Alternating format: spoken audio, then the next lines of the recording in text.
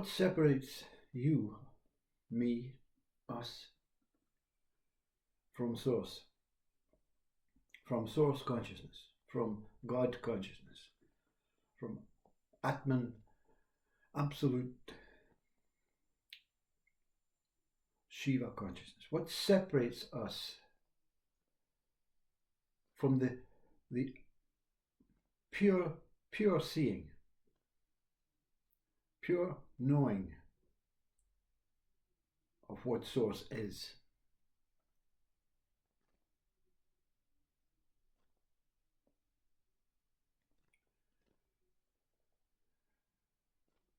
It's a very simple answer, but using a very complex human system that has been implemented to mask this relationship, this true and unbroken connection. So that this system makes it feel as though I am broken.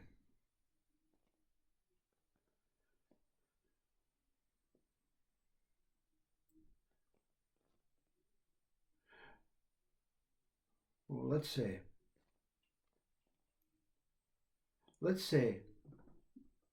the Bible, the beginning, the first word,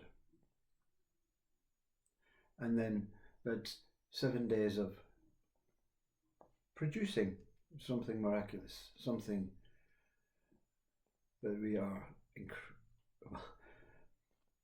unbrokenly grateful for life.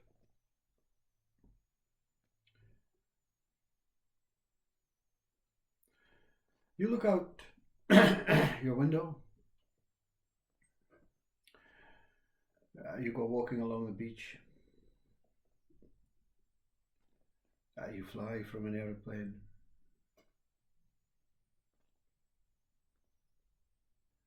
you play at this playground with your friends.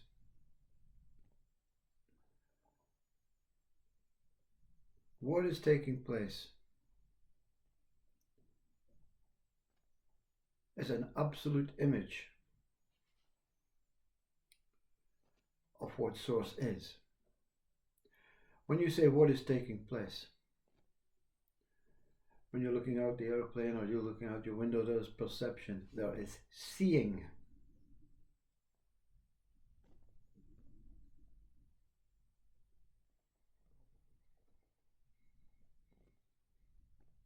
When you walk along the beachfront and the salt or the air of the sea, the ocean is high, there is sensing.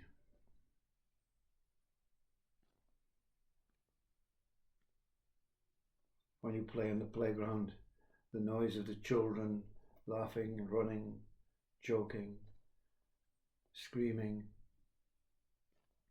there is hearing.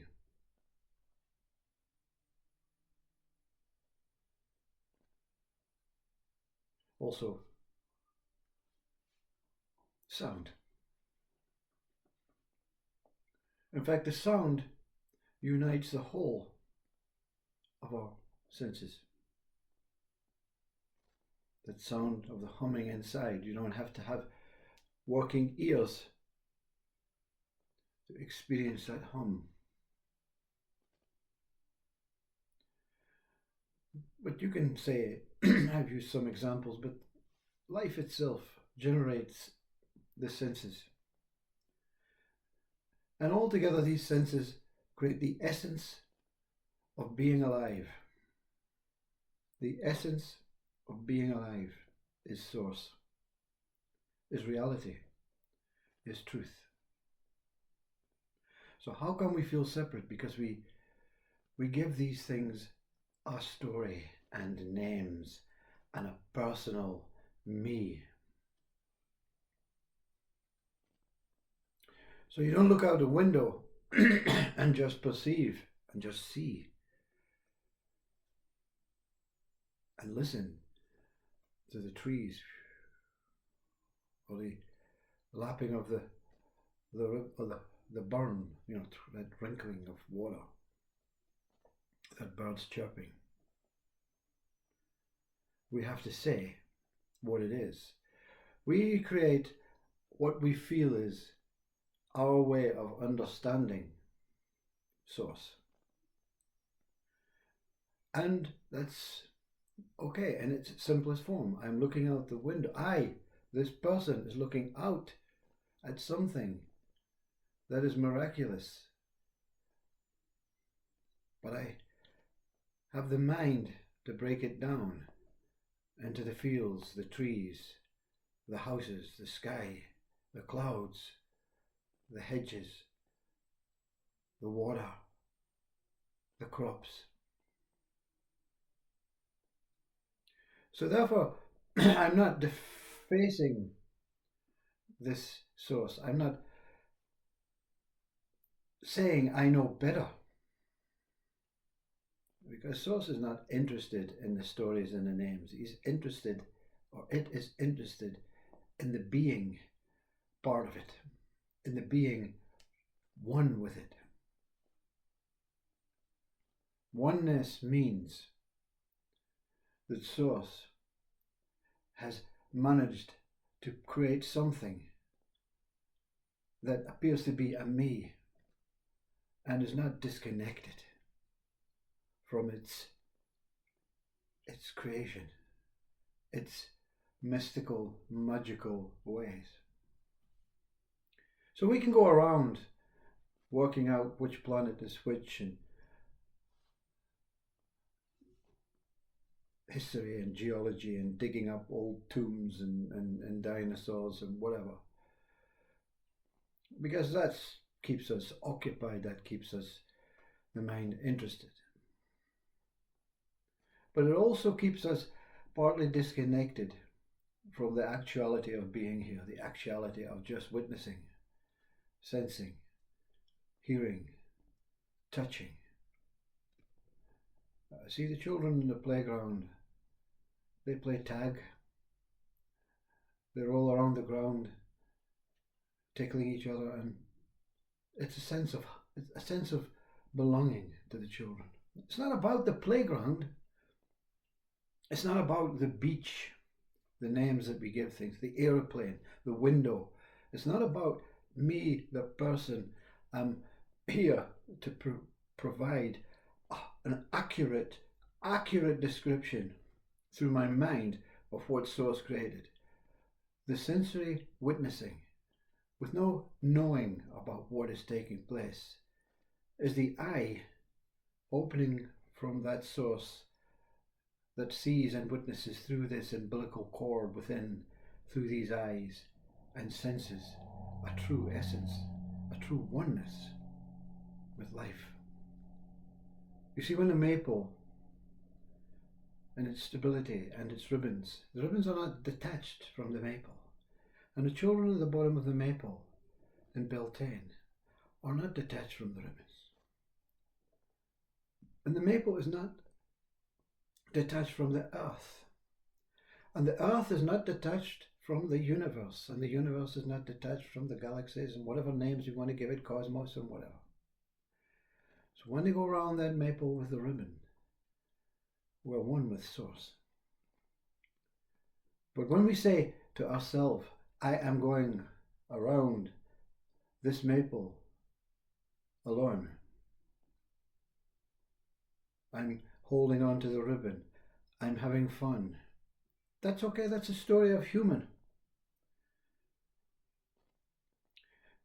The emotions, the seeing are primary. The listening, primary. The touching, primary. The sensing, primary. The vocal noise, primary. The me added on to the maple, you see. A little app. A little vessel. And you can try and twist it around and say, well, I am God looking for, I am Source looking from that. So this body is not myself.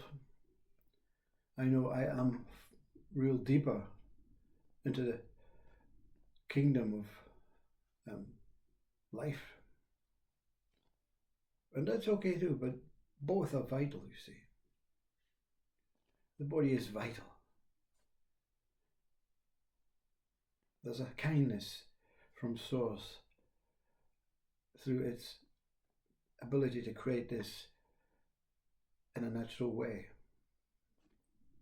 I'm going to be kind to the human bodies and give them something really versatile, really diverse, really open, so that they can sing and dance and listen and touch it, the beauty of life in its wholeness.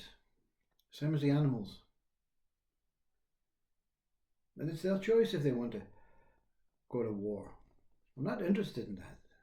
Source is not interested in what we do in this existing opportunity. I don't think Source is very happy that we have to take lives, whether it's an official war or an unofficial war, or just through jealousy or greed or pride or status or control or jealousy. But hey, they continue to say, well, okay, that one wasn't providing a clear clarity view of what is taking place. I'll just replace it. Or in a Hindu way, I'll put it in another body and say, you'll do better this time. And hence, all the ways, all the commandments are then born then, many, many centuries after humanity and God gave life to life. You see, most understand that we're not this person alone. And most understand that this person is a vital tool for the actual experience of being alive. And most understand that this person, this body, this form was created, whether it's through nature, whether it's through a biological freak, or whether it is through a source. I love it, you see. I love being here. I love my body. I love perceiving. I love smelling, tasting, touching, hearing. And I also love seeing. And I know that the seeing will go on without me. The tasting and the touching will go on without me. I is the connection to me and Source. You see, I is the maple. Me is the ribbon. Ego is that little body that tries to climb up and tries to make something better out of its life, you know. I don't just want to be here and see and smell and touch. I want to be here to destroy or to create or to be remembered or to be, you know, I want to be out of this system of me. I want to be bigger than me. So to be bigger than me, you go back up the ribbon into I. You see, the looking within seems to be a backward step, but it's actually a forward step for your progression or your enhancement of what you appear to be as a soul or a spirit.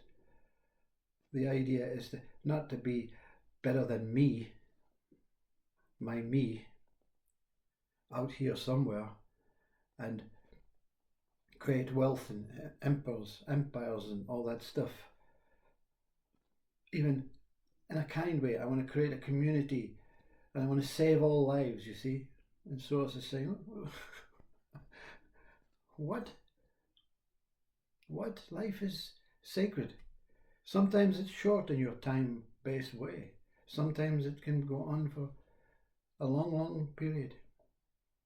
But the actuality of experiencing it through the senses is all that's necessary, not through the mind, not through the ego. So you're climbing up the ribbon to I. And of course, I takes you up. This maple takes you up because it has no beginning and no end. An infinite tower of possibilities. Up takes you to the infinite tower of possibilities as maybe a religious heaven. Down takes you to the infinite possibilities of that void, that Buddhist emptiness heaven. But they're not disconnected, you see. Same heaven. The maple is connected to source, cannot be disconnected. It's connected in all aspects of science, through black holes, through access through the earth.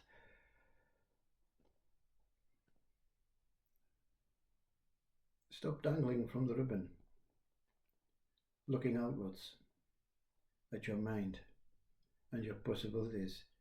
That's a shadow. See, the ribbon is a flimsy ribbon. The eye, the maple, is stable, solid. Always here, always now. You don't have to go up the eye or down the eye. You can remain as eye. You're just here. So be here. Be fully here. Be wholly here. Except sometimes you're dangling from the ribbon and you're looking outwards. But always remember to look within, look up, look down, look within eye, and see the truth that eye holds.